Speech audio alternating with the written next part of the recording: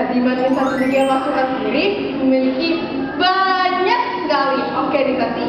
Dan tiap organisasi pastinya memiliki struktur keorganisasian. Berikut adalah struktur keorganisasian dan Diman Insan Cendekia Pasuruan.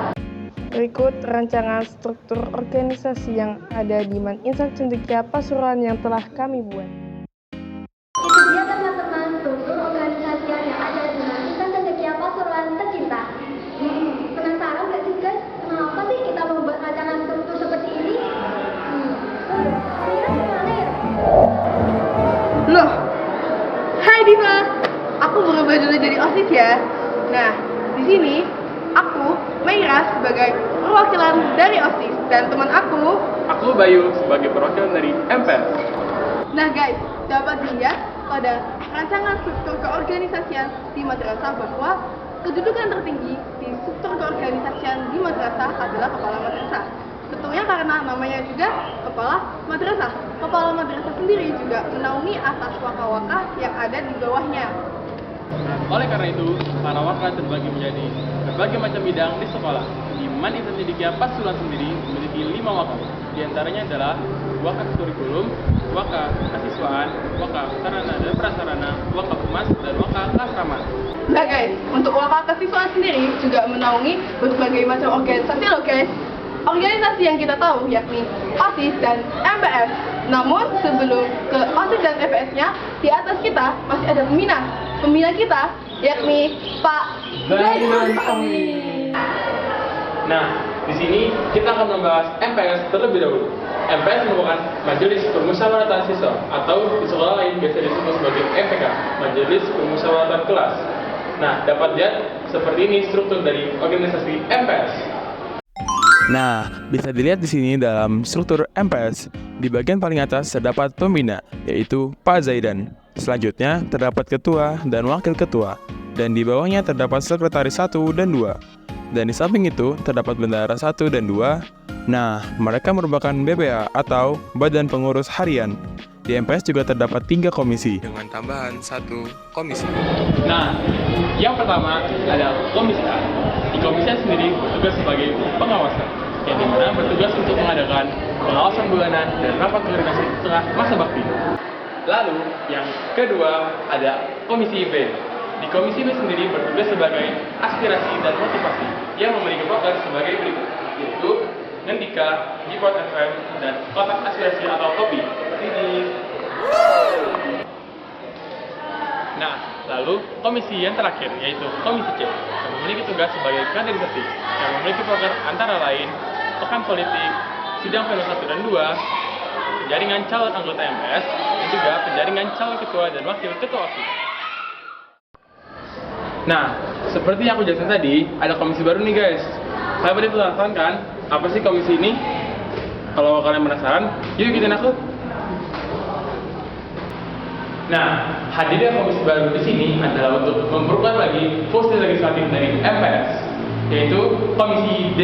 Komisi D memiliki tugas sebagai legislasi, yaitu menetapkan dan mengesahkan kebijakan agar semua departemen yang ada di OSIS memiliki acuan dalam menetapkan rancangan program kerja sebelum ditetapkan program kerja tersebut. Komisi D sendiri memiliki beberapa program kerja, yakni pengesahan kebijakan terkait rancangan program kerja OSIS yang dilaksanakan sebelum berakhirnya masa bakti. Dan yang kedua ada KUPRON, yakni kuesioner program kerja yang dilaksanakan pada awal masa bakti sebelum sidang pleno 1. Sama seperti MPS, berikut struktural kepengurusan yang ada di OSIS. Bagian dari struktur paling atas OSIS sendiri merupakan pembina. Pembina yang sama juga dengan MPS. Struktur badan pengurus harian yang ada pada OSIS juga sama seperti MPS loh. Yang membedakan di sini yakni pemilihan ketua dan wakil ketua OSIS yang dipilih melalui pemilihan umum. Kalau MPS punya komisi, OSIS punya departemen. Di OSIS ada 6 departemen yang mencakupi berbagai macam bidang. Yang pertama adalah pendidikan dan kebahasaan yang terkenal dengan program Language Zone-nya. Yang kedua adalah seni dan kebudayaan yang terkenal dengan program yang sangat besar yakni ICAS. Yang ketiga adalah kebugaran jasmani dan kesehatan yang terkenal dengan rutinan sesajennya. Selanjutnya ada Departemen Kesadaran Bela Negara yang terkenal dengan program ICKRAT-nya. Selanjutnya ada Departemen Media Informasi dan Teknologi yang terfokuskan pada pempublikasian. Dan yang terakhir adalah Departemen Hubungan Masyarakat yang sangat terkenal dengan program yang dinamakan Cendana. Meskipun kita sebenarnya memiliki beberapa kesamaan, tapi sebenarnya kita berbeda loh guys. Kayak perasaan kamu sama dia. Kalau MPS adalah lembaga yudikatif yang ada di madrasah, Kalau OSIS baru badan eksekutif atau pelaksananya. Tapi meskipun begitu, kita tetap berada di bawah kesiswaan dan bekerja untuk siswa. Dari siswa, oleh siswa, dan untuk siswa. Wah, keren banget OSIS dan MPS. Kalian tahu nggak sih kalau di samping OSIS dan MPS ada juga banyak sekali ekstrakurikuler yang dinaungi oleh Wakak Kesiswaan, yang dimana memiliki koordinator ekstrakurikuler yaitu Ibu Lairil Fatmawati. Lalu di setiap ekstra memiliki pembina yang berbeda-beda. Nah, di Manisan Cendekia Pasuruan sendiri memiliki berbagai macam ekstrakurikuler, di antaranya Ada seni lukis, tilawah, studi klub Al-Quran, abanjari, catur, klub bahasa Jepang dan Jerman, paduan suara, paskibra, dan berbagai macam ekstrakurikuler olahraga dan seni bela diri seperti badminton, basket, futsal, dan juga pencak silat. Nah, di sini aku bakal ngejelasin salah satu ekstrakurikuler di Manisan Cendekia Pasuruan yaitu PMR. Mau tahu lebih lanjut tentang PMR? Ayo ikutin kami. PMR adalah singkatan dari Palang Merah Remaja yang merupakan ekstrakurikuler yang membentuk organisasinya sendiri, yaitu IRC, Insan Cendekia Red Cross. Di IRC sendiri terdapat kepengurusannya, yakni yang paling atas terdapat pembina, lalu ketua, lalu di bawahnya ketua diikuti dengan wakil ketua, dan di bawahnya wakil ketua terdapat sekretaris 1, 2, dan bendara 1 dan 2. Di IRC terdapat 3 divisi. Yang pertama yaitu divisi GET, di mana memiliki tugas yaitu menyusun kegiatan yang berhubungan dengan IRC dan juga mengkoordinasikan latihan mingguan dengan pemateri. Divisi yang kedua yaitu divisi humas, yang dimana tugas divisi humas yaitu mengupload setiap kegiatan PMR di Instagram IRC dan memberitahukan informasi yang berkaitan dengan lomba ataupun informasi lainnya di Telegram IRC. Lalu yang terakhir terdapat divisi UKS. Divisi UKS memiliki tugas yakni untuk membuat tim UKS untuk melakukan penjagaan dalam upacara atau event-event penting lainnya. Sini dulu deh. Nah, tadi kan udah dijelasin tentang apa itu PMR dan strukturnya. Sekarang kita lanjut ke Pramuka. Pramuka merupakan ekstrakurikuler wajib bagi kelas 10 Insan Cendekia Pasuruan. Namun, tidak hanya ekstrakurikuler saja.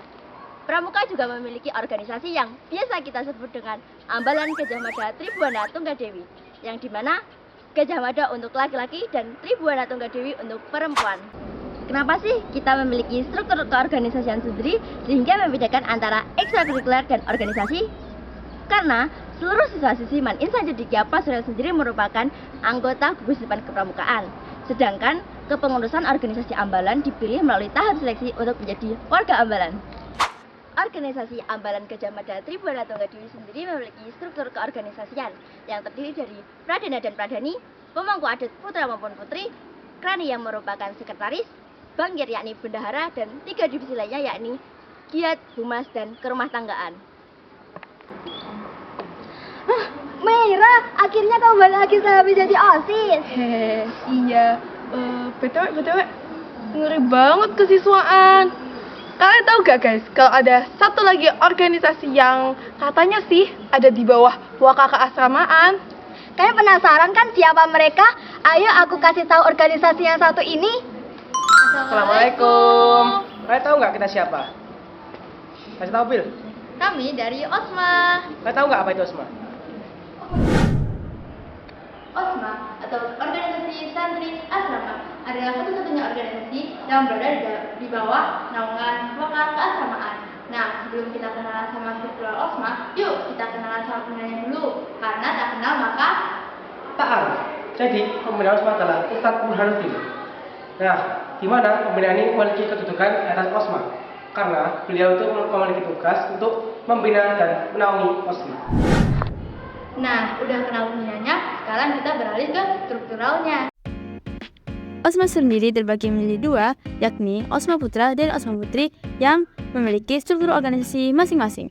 Yang pertama adalah Ketua 1 dan 2, berlanjut ke Sekretaris 1 dan 2, dan Bendahara 1 dan 2. Mereka merupakan BPH atau Badan Pengurus Harian yang dimiliki oleh OSMA.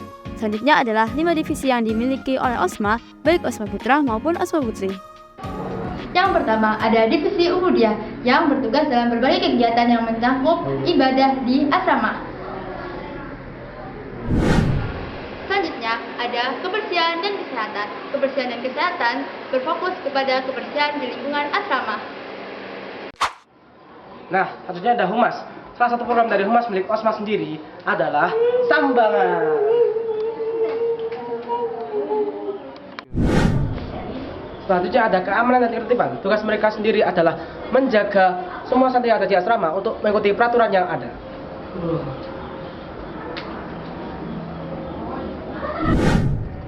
Nah, yang terakhir nih ada divisi bahasa dengan program keunggulannya yakni Tabahul Lughah. Nah, gimana guys tentang rancangan struktur organisasi di Man Instansi Cendekia Pasuruan yang telah dijabarkan tadi? Semoga dengan rancangan struktur organisasi yang telah dijabarkan tadi dapat dijadikan sebagai bahan referensi bagi organisasi dan ekstrakurikuler yang ada di Man Insan Cendekia Pasuruan Seperti Bhinneka Tunggal Ika. Meskipun kita berbeda organisasi dan ekstrakurikuler, Tetapi kita tetap satu jua, yaitu Siswa-siswi Man Insan Cendekia Pasuruan. Mohon maaf apabila terjadi kesalahan dalam pembuatan video ini. baik salah perkataan, perbuatan maupun kesalahan dalam penyampaian informasi. And the last we say, Sandia Postulat, Demokrasi sejati, bebas bersuara, bijak berpendapat. Akhirul kalam, Allahumma biqil aqwamit thariq. Wassalamualaikum warahmatullahi wabarakatuh.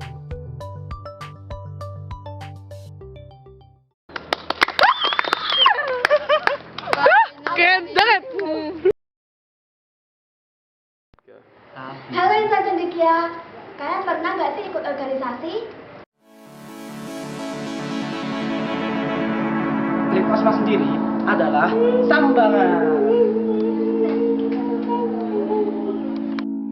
Halo guys.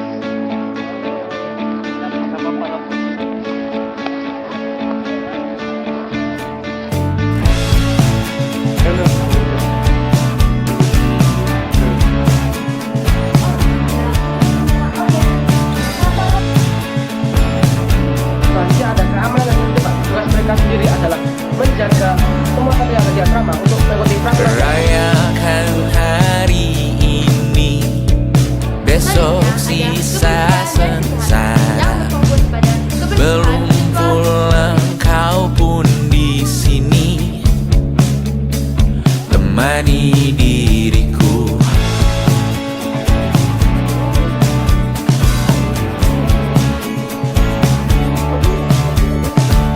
Kita bersandiwara, bicara tak semestinya, walau kita tahu nyatanya semua tak baik saja. Ada masanya kita mencuri ruang dan waktu.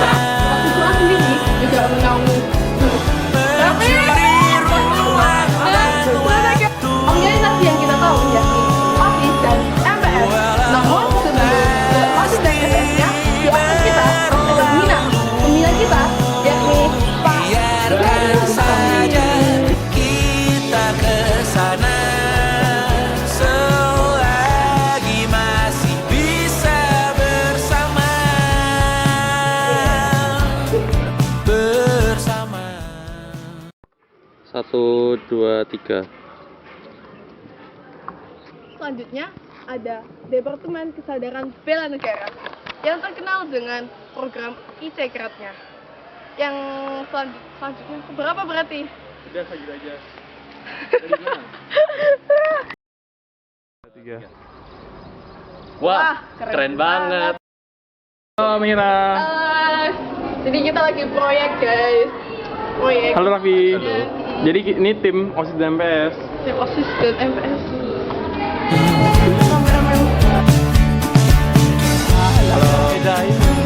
Halo guys, ini proyek kedua dari Tiga. Semuanya sementara, kita di ujung cerita. Untuk 5 menit coba kau. 2, action. Hai insan cendekia, kalian pernah gak sih ikutan organisasi? Aku lupa. Mengambil alih dunia, ada masanya kita mencuri ruang dan waktu.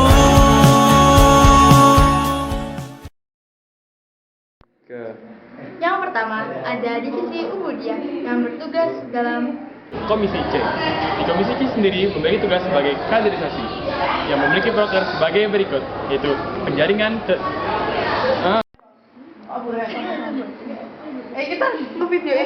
ngevideoin Pak. di sekolah, di mana insan cendekia Pasuruan sendiri terjadi. Ulang. Ayo, 1, 2, 3. Mau kemana kita guys? Kita mau ke kantin guys, mau take video buat IRC. Ya, ayo ikuti kami. Ikuti Raffi guys. Ikuti Raffi. Halo. Kakak, boleh nanya nggak? Boleh. Kakak dari organisasi apa? Ikut organisasi. Action. Kakak, boleh nanya nggak? Boleh. Kakak ikut organisasi nggak? Iya. And the last we say, Sandia Postulat, Demokrasi sejati, bebas bersuara, bijak berpendapat. Akhirul kalam, wallahu muwaffiq ila aqwamit thoriq. Wassalamualaikum warahmatullahi wabarakatuh. Keren banget. Kakak emangnya dari sekolah mana? Man insan cendekia Pasuruan. Man insan cendekia Pasuruan.